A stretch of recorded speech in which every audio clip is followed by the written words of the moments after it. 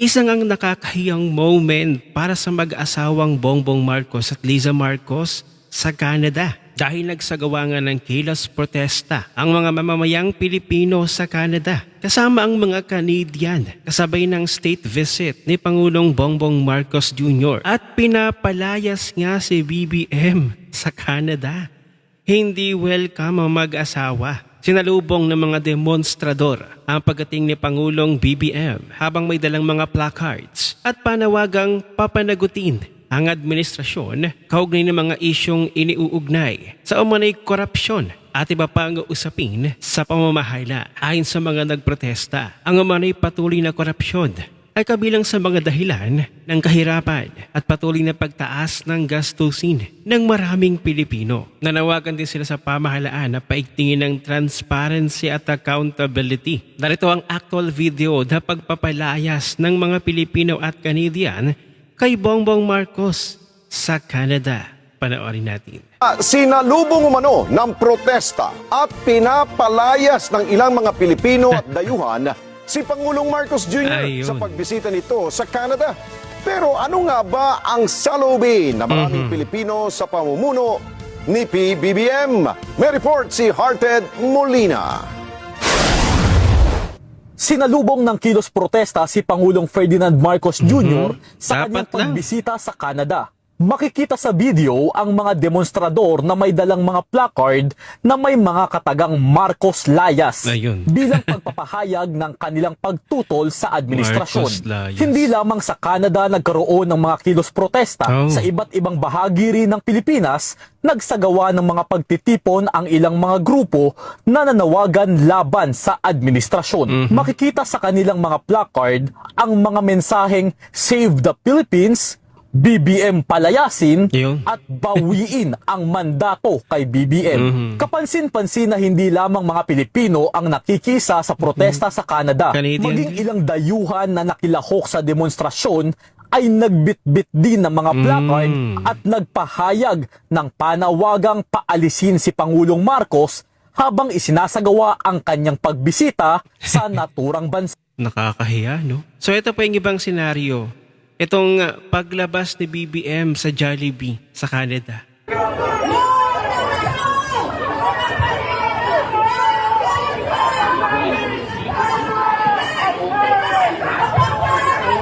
Ayun.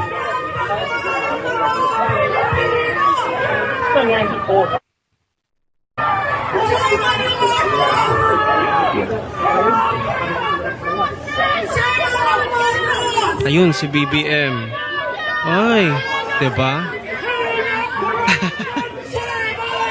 Anong pakiramdam? Ano kayang pakiramdam, BBM?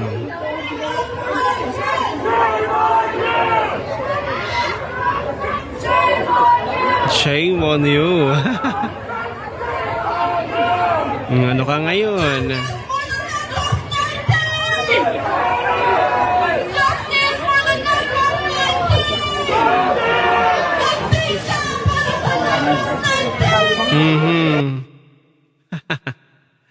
Hindi ba?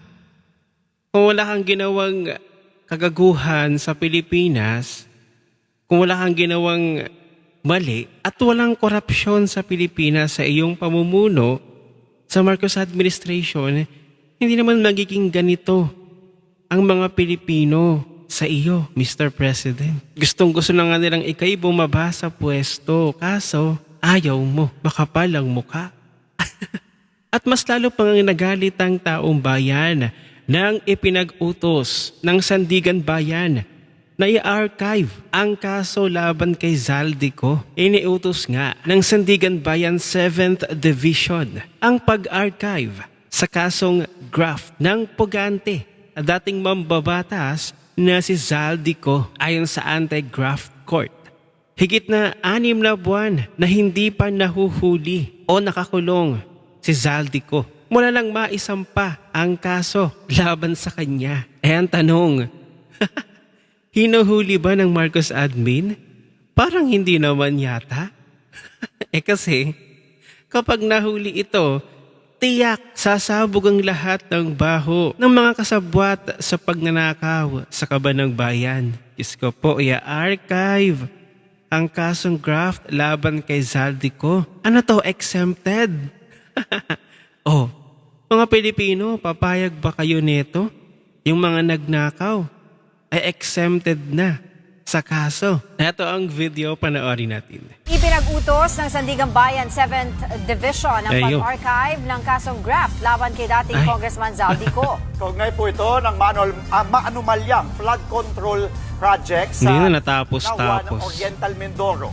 Napagdesisyonan ng Sandigan Bayan 7th Division na i-archive ang kaso dahil mahigit 6 na buwan ng hindi matunton at hindi maaresto si Go. Batay sa ulat ng Hinahanap National nyo ba? Bureau of Investigation o NBI, hindi natunton si Go sa address na nakasaad sa waran. Pero in-archive man ang kaso, maaari pa rin itong buhayin oras na maaresto ang dating kongresista.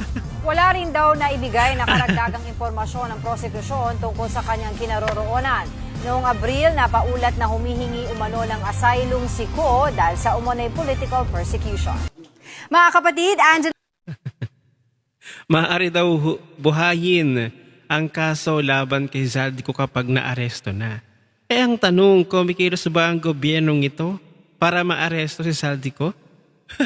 Duda nga mga Pilipino Baka nga pinataka sa Zaldico ng gobyernong ito para hindi ito makapagsalita sa kung sino man talaga ang tunay na mastermind sa nakawan sa pondo ng taong bayan.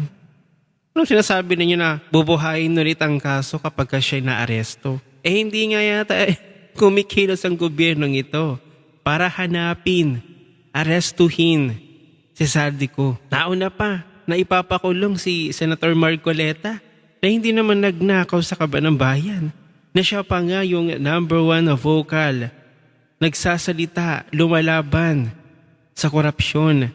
Siya pa yung unang taong nagpupursige, may determinasyon na talagang mahuli, matukoy kung sino ang magnanakaw sa gobyernong ito. Ayun pa ang unang makukulong. Samantalang yung mga pinaghihinalaan na nagnakaw, na umamin na din naman sila Zaldico, ay exempted na ngayon sa kaso. Hindi ba nakakahiya sa Pilipinas? Hindi ba napakalaki ng intelligence funds ni Mr. BBM? Bakit hindi yun gamitin? Di ba napakalaki, ilang billion yun? 4 billion yata mahigit yung intelligence funds. Tapos hindi mahanap si Senator Bato, si Zaldico? O baka naman kasi talaga hindi nyo hinahanap si Zaldico. Hindi kayo interesado na hanapin siya kasi sangkot nga naman yata kayo. Kaya hindi nyo hinahanap, pabayaan na lang si Zaldico. Ito nga ang komento ng netizen, ang sabi, wala namang naghanap, gawa ng ayaw nilang makauwi dito dahil maraming madadamay talaga. Si Zaldico lang ang susi sa lahat ng nakawang ito. Pero lalabas yan pag si Sara ang maging presidente. Gawing state witness yan. 100%. At yan ang kinatatakutan sa administrasyon ngayon. Dahil mangyayari talaga yan. At dyan naman sila magpupulasan. Kaya taking manonood, ano ang inyong opinion dito? Hinuhuli ba talaga si Zaldico? O pinababayaan na lamang siyang malaya ng administrasyon na ito? At ano ang masasabi ninyo sa mga Pilipino at Canadian na nagprotesta doon sa Canada noong nandoon si Mr. President sa Canada at pinapalaya siya? Hindi welcome. Ano ang inyong opinion? I-share ba na ang video na ito? Mag-iwan ng comment at like dyan sa ibaba at magkita-kita ulit tayo sa susunod na video.